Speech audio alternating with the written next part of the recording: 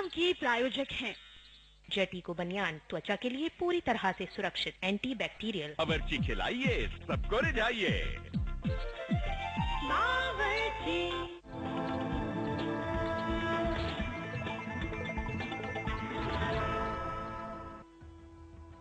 नमस्कार, स्वागत है आपका वास्तुवाणी में। मैं हूं ज्योति।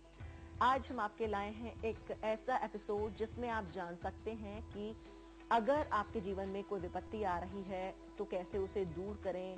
क्या कोई दोष है जो आपके आसपास मंडरा रहा है और आपको उसके बारे में पता नहीं है।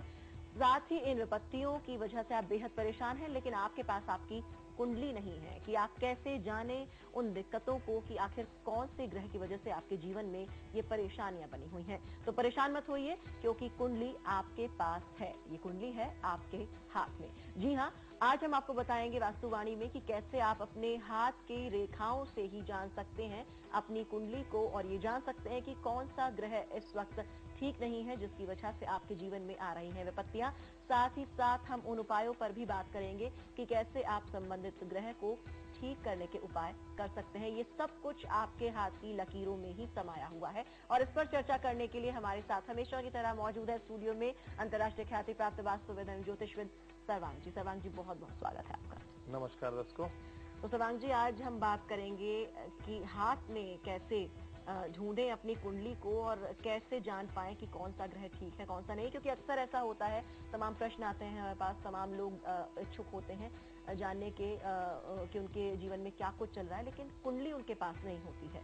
तो ऐसे में वो दुविधा में रहते हैं, और जहाँ कहीं जानकारी होती है, जो देखा जाए तो जिन लोगों को अधकचरा ज्ञान होता है वो उन्हें तमाम उपाय से बता देते हैं, जिससे फायदा होने की बजाय उल्टे नुकसान हो जाता है।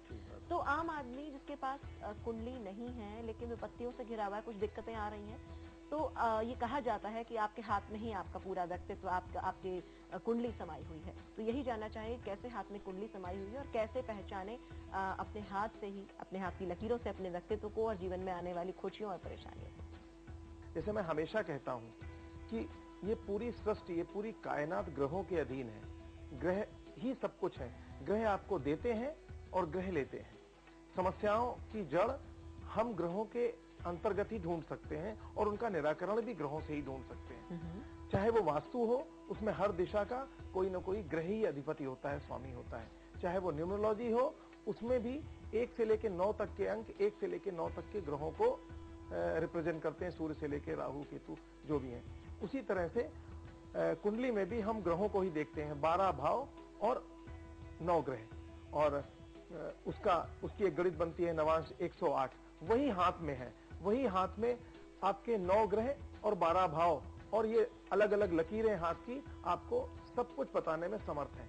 हम कितना इसको जान सकते हैं, पढ़ सकते हैं, बस यही एक बात है जी। लेकिन आज के विषय में मैं हाथों की मुख्य बातों की चर्चा करूंगा कि उन लक्षणों को देख करके आप अपने व्यक्तित्व को कैसे पहचान सकते हैं और उन व्यक्तित्व में जो आपके गुण हैं उनको कैसे उभार करके, उनको कैसे बढ़ा करके अपनी लाइफ को सक्सेस बना सकते हैं, या और सक्सेस और सफलतापूर्ण बना सकते हैं और दिक्कतों से निकल सकते हैं। और जो आपके अवगुण हैं, जो कमियां हैं, उनको आप कैसे दूर कर सकते हैं, है ना। तो ये बताने का आज मुख्य वो है। तो कैसे सर्वांग जी पहचाने अपने हाथ में तमाम लकीरें होती हैं, कुछ लकीरें तो बेहद प्रॉम्प्ट होती हैं, मुख्य रूप से दिखाई देती हैं, और देखा जाए तो हाथों में तमाम पोर होते हैं। ये सब कुछ क्या इंगित करते हैं, जानना चाहेंगे कौन सी लकीर क्या इंगित करती है, कैसे जाने अपने हाथ को। सबसे पहले बिल्कुल इनिशियल जानकारी हम चाहेंगे, कैसे एक व्यक्ति अपने हाथ को जान सकता है। पहले तो हैंड एज अ होल, कि एक पूर्णतया एक हाथ क्या है। सब लोग अक्सर एक चर्चा होती है कि बायां हाथ किसी लड़की की कुंडली में या लड़के की कुंडली में, बायां हाथ जो है वो दाहिना हाथ अपना, बायां हाथ पति का, है ना। इस तरह से वो पति पत्नी के हाथ के रूप में, ये एक गलत धारणा है।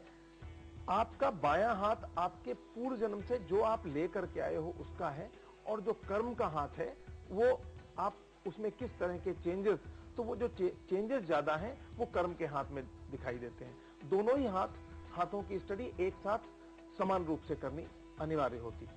दूसरा, मुख्यतः हाथ में आपको माउंट्स दिखाई देते हैं। जो अभी पोर की बात हुई, ये जो माउंट्स हैं कुछ उभरी हुई चीजें हैं, तो मैं इनके माउंट्स को बता रहा हूं। अभी पहले किनारे से छोटी वाली उंगली, जिसे कनिष्ठिका कहते हैं, इसके इसके नीचे, इस कनिष्ठिका के नीचे जो एक उभरा हुआ क्षेत्र है, इसे ये वाला, इसे जो है बुध का माउंट कहते हैं। मरकरी, ये तो बुध का पर्वत हुआ, तो माउंट कहें या पर्वत कहें, ये बुध का हुआ। इसके ठीक बगल में सूर्य की उंगली, इसे सूर्य की उंगली कहते हैं, इसे बुध की उंगली कहते हैं कनिष्ठिका को, इसे सूर्य की उंगली कहते हैं। इसके नीचे जो क्षेत्र आपको दिखाई दे रहा है, ये सूर्य का क्षेत्र है। इसे सूर्य, इस पे उभरी हुई रेखा सूर्य रेखा कहलाती है, बुध पे उभरी हुई रेखा बुध रेखा कहलाती है। तो ये सूर्य का क्षेत्र हो गया। इसके ठीक बगल में जो अनामिका उंगली है, ये सूर्य की, इसके नीचे का क्षेत्र सूर्य का क्षेत्र है। इसके बाद आप आ जाइए, जो आपकी मध्यमा होती है या मिडिल फिंगर, मिडिल फिंगर सबसे बड़ी उंगली होती है जनरली, सामान्यतया, और इसके नीचे का जो क्षेत्रफल होता है वो माउंट कहलाता है शनि का माउंट। और सबसे ज्यादा सर्वाधिक महत्वपूर्ण माउंट गुरु का माउंट, और ये जो इंडेक्स फिंगर होती है या तर्जनी उंगली के नीचे जो क्षेत्रफल है उसे गुरु पर्वत बोलते हैं। इसके बाद हम अंगूठे के जो नीचे का क्षेत्र होता है, ये गोलाई लिए हुए, ये शुक्र पर्वत है। सामान्यतः सबसे बड़ा माउंट ये होता है। और इस तरफ आप आ जाइए तो ये जो क्षेत्र है, ये चंद्र पर्वत का क्षेत्र है। इसका ऊपर वाला यानी बुध पर्वत के नीचे जो आपकी ये हृदय रेखा है, हृदय रेखा से घिरा हुआ क्षेत्र सामान्यतः बुध, सूर्य, शनि और गुरु का होता है। इसके ठीक नीचे ये मंगल का क्षेत्र है, मंगल पर्वत है ठीक नीचे, और इसके बाद फिर चंद्र पर्वत है, और इधर शुक्र है। अब रेखाओं की हम लोग चर्चा कर लें। रेखाएं, ये जो अर्धगोलाकार चंद्राकार जो रेखा जा रही है, इसे हम हृदय रेखा कहते हैं। ये जो एक सीधी रेखा यहां से नीचे से, ये मणिबंध रेखाएं हैं नीचे, इनको भी जरा देख लें। ये मणिबंध रेखाएं हैं। मणिबंध रेखा से ये जो सीधी रेखा जा रही है, ये फेट लाइन है, भाग्य रेखा है। भाग्य रेखा जो शनि पर्वत की ओर जो भी रेखा जाती है, वो किसी भी स्थान से जाए, यहां से भी जा सकती हैं, चंद्र पर्वत से, मंगल पर्वत से जा सकती हैं, और कहीं से भी जाए, या आपकी लाइफ लाइन, ये आपकी लाइफ लाइन है। ये जो आपका तर्जनी के जो नीचे का क्षेत्र है, वहां से अर्धगोलाकार पूरी जो आपके शुक्र के पर्वत को कवर करती हुई रेखा नीचे जा रही है, ये आपकी लाइफ लाइन है। और तो ये फेट लाइन हो गई, ये लाइफ लाइन हो गई, और ये जो सीधी जो चंद्र पर्वत की तरफ रेखा जाती है, या सीधी जो मंगल पर्वत की तरफ रेखा जाती है, ये जो है ये मस्तिष्क रेखा है। तो इस तरह से ये मुख्य रेखाएं मैंने आपको बताई। तो हाथ में पूरी तरह से ये इंगित हो जाता है कि किस तरीके से हाथ में आप अपने ग्रहों को देख सकते हैं, कौन सी रेखा, कौन सा पर्वत आपके किन ग्रहों को इंगित करता है, ये आपने जाना। हाथ में आप देख सकते हैं, अगर आपके पास कुंडली नहीं है तो आप आसानी से इस बात का अंदाजा लगा सकते हैं कि आपके हाथ में कौन कौन से ग्रह हैं और किस चीज को वो इंगित करते हैं। बहुत सारी बातें जानी, और ये ग्रह किन चीजों को इंगित कर रहे हैं, आपकी पर्सनैलिटी के किस हिस्से को ये बढ़ा रहे हैं, किस हिस्से को घटा रहे हैं, क्या चीज आपके व्यक्तित्व में उभर कर आ रही है, सारी बातें हम अभी जानेंगे सर्वांग जी से, लेकिन इस छोटे से ब्रेक के बाद। जल्द लौट रहे हैं, कहीं मत जाइएगा।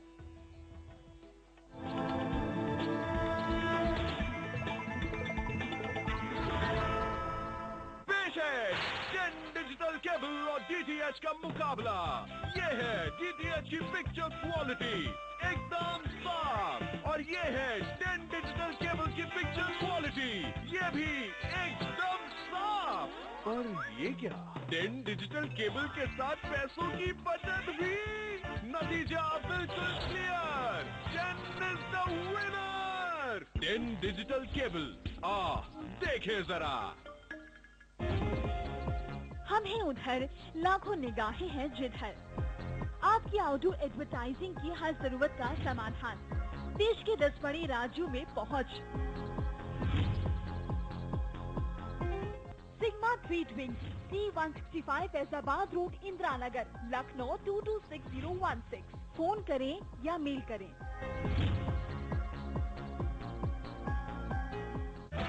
ड्रेन वेनेजिया ग्रुप आपके लिए लाया है ड्रेन वेनेजिया कमर्शियल टावर, जिसमें है एक 5 स्टार होटल, शानदार स्विमिंग पूल, रिटेल शॉप और आकर्षक एक्वेरियम, और भी बहुत कुछ आपके घर के नजदीक, ग्रेटर नोएडा परी चौक के पास। Grand Venezia commercial tower. इस कार्यक्रम के प्रायोजक हैं जटीको बनियान, त्वचा के लिए पूरी तरह से सुरक्षित, एंटी बैक्टीरियल। अमरची खिलाइए, सबको रिझाइए।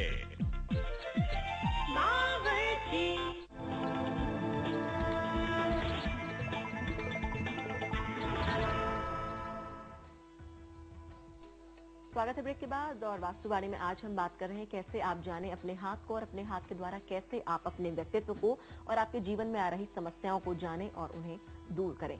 तो अब हमने जाना कि हाथ में माउंट कैसे होते हैं, किस तरह की लकीरें होती हैं। अब जानते हैं कि यही माउंट किन किन ग्रहों को इन्होंने दर्शाया है और किस तरह से ये परिलक्षित करते हैं हाथ में ही कि आप किन समस्याओं से जूझ रहे हैं। ये सारी बातें आपके हाथ में साफ हो जाएंगी। तो कौन कौन सी समस्याएं किस तरह से हाथ में परिलक्षित होती हैं, ये हम जानेंगे सर्वांग जी से। सर्वांग जी, आपने बताया अभी हाथ की लकीरें कौन सी होती हैं, माउंट्स आपने खासतौर से बताया कि किस तरह से ग्रहों को दिखाते हैं ये तमाम माउंट्स। अब कैसे हम अपने जीवन में आने वाली समस्याओं को जाने इन हाथ के माउंट्स के द्वारा, क्योंकि आपने सीधे सीधे ग्रहों से इन्हें आपने बताया ये पूरी तरह कनेक्टेड होते हैं, तो कैसे पता चले हाथ में कि किस ग्रह से संबंधित दिक्कत आ रही है? देखिए, सबसे पहली बात तो ये है, अति हमेशा खराब होती है, जैसे कहते हैं ना, तो उसी तरह हाथ में जब हम बात करते हैं माउंट्स की या पर्वतों की, तो पर्वतों में सबसे पहले अगर पर्वत बहुत दबा है जी, तो वो भी अच्छा नहीं है, और पर्वत बहुत ज्यादा उभरा हुआ है, बहुत ज्यादा उठा हुआ है, तो वो भी अच्छा नहीं है। एक सुदृढ़, सुडौल और एक अच्छे आकार का पर्वत हाथ में, वो खुद फील करिए कि अगर वो एक बैलेंस, तो वो एक बैलेंस स्वरूप माना जाएगा। इसके साथ साथ आपने अक्सर देखा होगा कुंडली में जैसे दो ग्रह एक साथ हैं कि सूर्य और गुरु की युति है जो बोलते हैं, तो ऐसे ही माउंट्स के साथ भी होता है।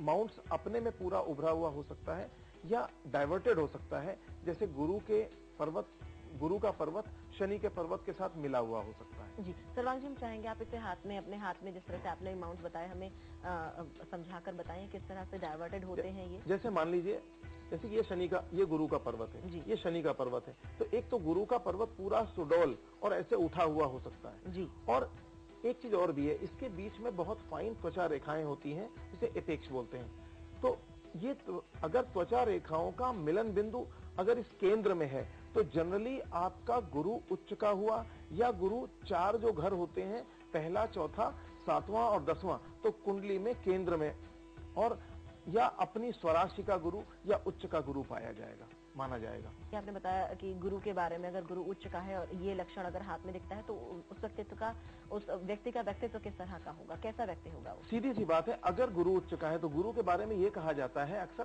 कि वो धर्म नहीं, गुरु एक ऐसा लाइफ गवर्निंग प्लैनेट है। गुरु देखिए, किसी भी व्यक्ति की जातक की कुंडली में लाइफ गवर्निंग प्लैनेट, जब हम नाड़ी ज्योतिष में एक अंगूठे के थंब इंप्रेशन से पूरी कुंडली बना दी जाती है, या हाथ की रेखाएं देख करके आपकी कुंडली बना दी जाती है, तो नाड़ी ज्योतिष और भृगु संहिता वगैरह में गुरु को लाइफ गवर्निंग प्लैनेट के ऊपर, आपकी पूरे जीवन का संचालन करने वाले प्लैनेट के रूप में देखा जाता है। तो गुरु का माउंट अगर अच्छा है, मजबूत है, उठा हुआ है, स्वराशीस है, केंद्र में है, उच्च का है, तो आपके अंदर काफी लीडिंग पर्सनैलिटी होगी।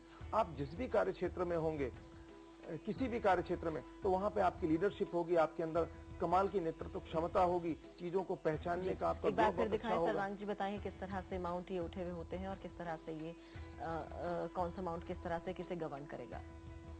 ये जो गुरु का माउंट है, ये उठा हुआ अगर माउंट है और उभरा हुआ है, समान उभरा हुआ है, तो और अगर इसको और ये कहीं डाइवर्टेड नहीं है, ये केंद्र में उभरा हुआ दिखाई दे, तो समझ लीजिए आपकी ये लाइन है, इस हाथ की, इस उंगली की लाइन के सीधे अगर केंद्र में गुरु का माउंट उभरा हुआ है, तो इसका मतलब समझ लीजिए ये माउंट अच्छी अवस्था का है।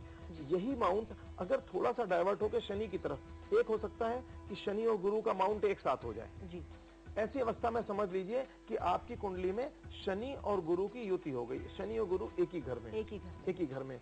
ये कॉम्बिनेशन व्यक्ति के अंदर बहुत उसको मतलब उसका करियर बहुत स्मूथ बनाता है, आसानी से उसको आमदनी होती है, और उसके करियर में बहुत नेम एंड फेम और बहुत ही जिसे बोले इज्जतदार उसका करियर, और बहुत ही उसको सम्मान मिलता है अपने कार्य क्षेत्र में। हाँ, अभी इसमें ये भी मैं बोल दूं कि गुरु जैसे अगर सप्रेस है या यहाँ पर जाल है, इसका मतलब जाल में कई बार किसी इविल प्लैनेट की संगति है या वो जाल उसके गुण दोषों को कम कर रहा है। तो व्यक्ति का नाम खराब, अगर उभरा पर्वत है और वहां पर जाल है तो व्यक्ति यानी ये भी ध्यान रखना होगा कि जाल जैसी जो रेखाएं हैं अगर वो माउंट पर दोषपूर्ण है, तो जिस तरह से कुंडली में आप बताते हैं कि नीच का है या दृष्टि ठीक नहीं है तो वो हाथ में जाल के द्वारा इंगित होती है। वही बात। हाँ, तो वो संघर्ष को रिप्रेजेंट करता है। वो एक तरह से राहु का दोष इंगित करता है। वो ये बताता है कि आपको अपने कार्य क्षेत्र में संघर्ष करना पड़ेगा, प्लस आपका नाम खराब हो सकता है अपने, तो उसको व्यक्ति को अपने ऊपर बहुत ध्यान देना चाहिए, अपनी गलतियों पे बहुत ध्यान देना चाहिए कि भाई कहाँ पे वो क्या चीजें उसकी अच्छी हैं, क्या चीजें खराब हैं। ऐसे में गुरु के ऊपर अगर जाल दिखाई दे रहा है तो उसको निश्चित रूप से गुरुवार के दिन पीले पुष्पों से भगवान विष्णु का पूजन अवश्य करना चाहिए। हो सके तो 108 पीले पुष्प लेकर के, या अगर 108 नहीं मिल रहे हैं तो वो एक ही, जैसे गेंदे का पीला पुष्प ले लिया और उससे थोड़ा थोड़ा करके विष्णु अष्टोत्तर शतनाम से या विष्णु जी का कोई ओम नमो भगवते वासुदेवाय आपने मंत्र ले लिया और एक एक पुष्प आप चढ़ाते गए। इससे ये अगर रेगुलर गुरुवार के दिन गुरु की होरा में सुबह सूर्योदय के पहले घंटे में इस तरह से करेंगे तो धीरे धीरे आप देखेंगे कि आपका ये माउंट से दोष हटने लगेंगे और ये माउंट डेवलप होने लगेगा। ये मैं गारंटी के साथ कह रहा हूं, अगर इस प्रयोग को लगातार किया जाए तो आपके अंदर लीडरशिप बढ़ने लगेगी, आपके अंदर आपकी गुरु की क्वालिटीज बढ़ने लगेगी। ये हेल्थ के लिए भी बहुत अच्छा होता है क्योंकि लाइफ गवर्निंग प्लैनेट है, तो आपकी हेल्थ के लिए भी बहुत, स्वास्थ्य अच्छा होगा, आपकी पर्सनैलिटी, आपका लुक, सब कुछ, बहुत कुछ इस पे निर्भर करता है। जी, आगे बढ़े और बात करें सूर्य के माउंट की। तो सूर्य का माउंट ये जैसा मैंने कहा कि रिंग फिंगर या आपकी जो अनामिका उंगली है उसके नीचे के पर्वत को सूर्य पर्वत कहते हैं। सूर्य पर्वत आपके अंदर जो क्रिएटिविटी है, आपके अंदर जो एक सेंसिटिविटी है, आपकी नॉलेज, इन सब चीजों को रिप्रेजेंट करता है। और ये भी आपके जैसे सूर्य पूर्व दिशा का स्वामी है, सूर्य से संबंधित जितने गुण हैं आपके अंदर एक कमाल का एनलाइटमेंट देता है। अगर सूर्य रेखा अच्छी है आप बहुत जल्दी लोकप्रिय होते हैं, आपको बहुत जल्दी चीजें समझ में आ जाएंगी और आपको ईश्वर की कृपा, सूर्य और गुरु का दोनों माउंट अगर समान रूप से विकसित है तो समझ लीजिए कि आपके अंदर ईश्वर की स्वतः कृपा होगी। टैलेंट के मामले में ऐसे समझ लीजिए स्पार्कलिंग टैलेंट को रिप्रेजेंट करता है। और व्यक्ति के पिता की स्थिति बहुत अच्छी होगी क्योंकि सूर्य पिता का कारक है। आपने अक्सर बताते हैं कुंडली में कि सूर्य पिता का कारक है। तो हाँ, और सूर्य संतान का कारक भी, तो नाड़ी शास्त्रों में सूर्य संतान और पिता दोनों का कारक है। सूर्य अगर अच्छा है तो आपकी संतान भी अच्छी होगी, सूर्य अगर अच्छा है तो आपके पिता की स्थिति भी अच्छी होगी। और सूर्य और गुरु दोनों माउंट हैं तो बढ़िया स्थिति के हैं तो आपके अंदर कमाल की, आप एक समाज के लिए काम करने वाले, आप लोगों का भला करने वाले और बहुत नामचीन व्यक्ति हो सकते हैं, लोकप्रिय हो सकते हैं। बिल्कुल।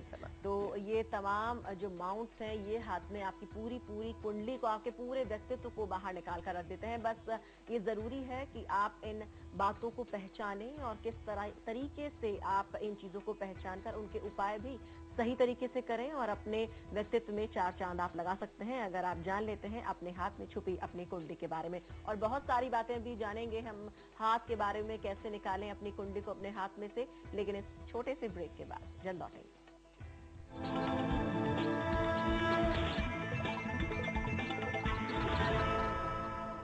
पेश है जेन डिजिटल केबल और डीटीएच का मुकाबला। ये है डीटीएच की पिक्चर क्वालिटी एकदम साफ और ये है जेन डिजिटल केबल की पिक्चर क्वालिटी, ये भी एकदम साफ। पर ये क्या, जेन डिजिटल केबल के साथ पैसों की बचत भी।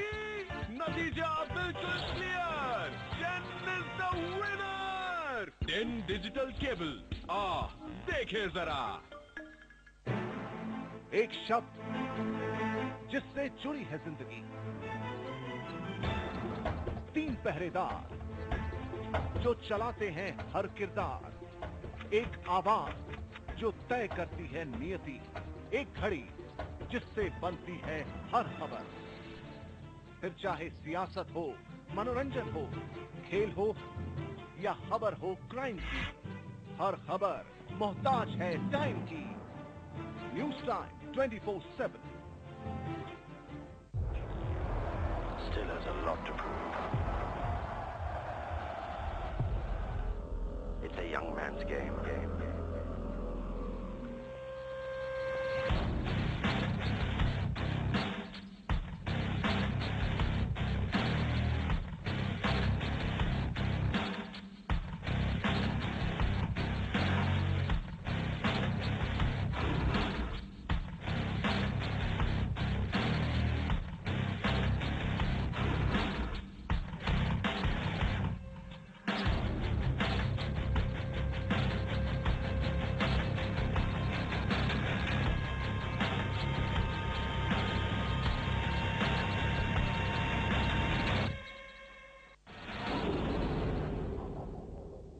कार्यक्रम के प्रायोजक हैं जेटिको बनियान, त्वचा के लिए पूरी तरह से सुरक्षित, एंटी बैक्टीरियल। बावर्ची खिलाइए, सबको रिझाइए।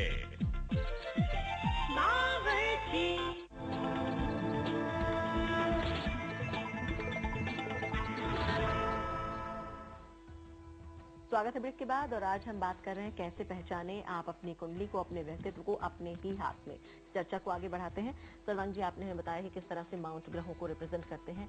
आगे बताएं कि किस तरह से कौन कौन से और जो ग्रह हैं उन्हें हम हाथ में कैसे ढूंढें इन माउंट्स के जरिए। दर्शकों, ये छोटी वाली उंगली के नीचे जो बुध का माउंट है, ये आपके अंदर वाणी की क्षमता, एक्सप्रेशन आपका, कि कैसे आप अभिव्यक्ति का गुण जो होता है व्यक्ति का, नॉलेज अपनी जगह है। यहाँ से सूर्य से नॉलेज हो गई और नॉलेज होने के बाद अगर आप उसको एक्सप्रेस नहीं कर सकते, आप उसको प्रेजेंट नहीं कर सकते, आप तो अभिव्यक्ति के गुण को ये रिप्रेजेंट करता है। बहुत सारे इसके साथ जुड़े हुए प्रोफेशन हो सकते हैं, बहुत सारी, लेकिन बेसिकली अभिव्यक्ति। तो अगर आप देखें आपके अंदर अभिव्यक्ति का, किसी के अंदर अभिव्यक्ति का गुण कम हो गया तो उसको इंटरव्यूज और तमाम सारी चीजों में बहुत दिक्कत होती है, यद्यपि उसके पास नॉलेज की कमी नहीं होती तो भी। तो इसलिए अगर बुध का माउंट आपका कमजोर है तो आपके अंदर अभिव्यक्ति के गुण की कमी होगी। बुध के माउंट में अगर जाल है तो आप अटक के बोल सकते हैं, या वाणी से आप खराब शब्दों का प्रयोग करेंगे, एब्यूजिंग टेंडेंसी हो सकती है। ये बुध का माउंट है, बहुत महत्वपूर्ण माउंट है। और इसके बाद शनि का माउंट, ये पूरी तरह आपके करियर और आपके भाग्य से रिलेटेड होता है, कि भाग्य, कर्म और रेगुलर इनकम, इसको पूरे को शनि रिप्रेजेंट करता है। शनि का माउंट भाग्य, अगर शनि का माउंट अगर अच्छा नहीं है तो जीवन में, करियर के क्षेत्र में आपको बार बार असफलताएं और बार बार संघर्ष करना पड़ता है। जैसा कि आपने पहले ही बताया कि भाग्य रेखा शनि पर जो आकर मिलती है वही भाग्य रेखा होती है, चाहे वो किसी भी पर्वत से उठकर किसी भी पर्वत से, यानी शनि का यहाँ पे बहुत अहम रोल है। कुंडली में देखो 11वां और 10वां और 11वां घर, कर्म और आमदनी, रेगुलर इनकम यानी इच्छाओं की पूर्ति, दोनों को शनि रिप्रेजेंट करता है। यहाँ नेचुरल कुंडली की ही बात हो रही है, तो शनि का माउंट बहुत इंपॉर्टेंट है। तो शनि, और इसके बाद आपके लिए चंद्रमा देखिए, ऑब्जर्वेशन और इमेजिनेशन के लिए चंद्रमा। अगर आपके अंदर कल्पनाशीलता, कोई भी प्लानिंग, आप अच्छे प्लानर तभी हो सकते हो जबकि आपके अंदर चीजें कल्पनाशीलता हो और आप चीजों के आपके अंदर ऑब्जर्वेशन की क्षमता अच्छी हो। ये चंद्रमा के माउंट से होता है। लेकिन यही कल्पनाशीलता बढ़ जाए, एक ऐसी काल्पनिक दुनिया में आप रहोगे। और लेकिन अगर चंद्रमा अच्छा है तो आप कमाल का आर्टिस्टिक टैलेंट देता है। अगर चंद्रमा अच्छा है, खाली शुक्र आर्ट के लिए, और चंद्रमा के बगैर कल्पनाशीलता नहीं होती। आप चाहे एक पेंटर हो, चाहे आप एक अच्छे लेखक हो, राइटर हो, पोएट हो, या किसी भी कला के क्षेत्र में हो, बिना चंद्रमा के आप आगे नहीं बढ़ सकते। चंद्रमा का माउंट जो आपको जैसा बताया, इसके गुण और अवगुण, जिस चीज के गुण है वही, अगर अतीन्द्रिय ज्ञान के लिए भी चंद्रमा बहुत इंपॉर्टेंट होता है। और तो चंद्रमा अगर वीक है तो आप काल्पनिक लोक में रहेंगे और आपके अंदर चीजों को पकड़ने का आपका मन स्थिर नहीं होगा। इसलिए चंद्रमा का माउंट सुडौल होना, अच्छी स्थिति होना जरूरी है। शुक्र का माउंट भी बहुत इंपॉर्टेंट है। और मंगल का माउंट, मंगल जो है ये चंद्रमा और बुध के बीच में मंगल का माउंट होता है। और मंगल का एक माउंट, बीच में मंगल का मैदान होता है, और एक इसके आपकी लाइफ लाइन के पीछे के हिस्से में और गुरु पर्वत के नीचे, इसलिए मंगल के 3 क्षेत्र होते हैं जो आपकी क्रियाशीलता, आपकी कर्मठता और आपकी पूरी क्रिएटिविटी को रिप्रेजेंट करता है मंगल का माउंट अगर ज्यादा उभरा हुआ तो व्यक्ति के अंदर जल्दी आवेश आता है, ब्लड प्रेशर की प्रॉब्लम होती है। मंगल और गुरु अगर समान रूप से उठे हुए हैं तो अक्सर ब्लड प्रेशर की प्रॉब्लम होती है और गुस्सा व्यक्ति को बहुत ज्यादा आता है। तो इस तरह से माउंट्स का ये एक छोटा एक, यानी जो चीजें आप अक्सर हमें कुंडली बताते हैं कि अगर व्यक्ति का मंगल ऐसा है तो व्यक्ति गुस्से वाला होगा, व्यक्ति का बुध अगर यहाँ पर बैठा हुआ है कुंडली के इस घर में तो उसकी वाणी अच्छी होगी या बुरी होगी, तमाम बातें हाथ से भी पूरी तरह से परिलक्षित हो जाती हैं। जो नेचुरल कुंडली है वो पूरी तरह से इसमें साफ दिखाई जाती है और कहीं ना कहीं वही चीजें अगर कुंडली है व्यक्ति के पास तो उसमें ही पूरी तरह से वो परिलक्षित होंगी। तो देखा आपने किस तरीके से आप अपने ही हाथ में अपने व्यक्तित्व को, अपनी कुंडली को ढूंढ सकते हैं। अगर किसी खास क्षेत्र में आप किसी तरह की कोई परेशानी महसूस करते हैं, चाहे वो कार्य क्षेत्र हो, घर हो, अभिव्यक्ति का मामला हो, आपकी वाणी हो, या आपका धन ऐश्वर्य हो, या आपका व्यवहार हो, ये तमाम चीजें आपके ग्रहों से ही संबंधित हैं और ये ग्रह आपके हाथ में, आपके हथेली में रिप्रेजेंट करते हैं। कैसे रिप्रेजेंट करते हैं और कैसे आपको जानना है इनके अच्छे बुरे के बारे में, इसी पर आज हमारी चर्चा थी। आगे भी हम जानेंगे, लेकिन इसी के साथ फिलहाल इस एपिसोड में इतना ही। हमें दीजिए इजाजत। नमस्कार।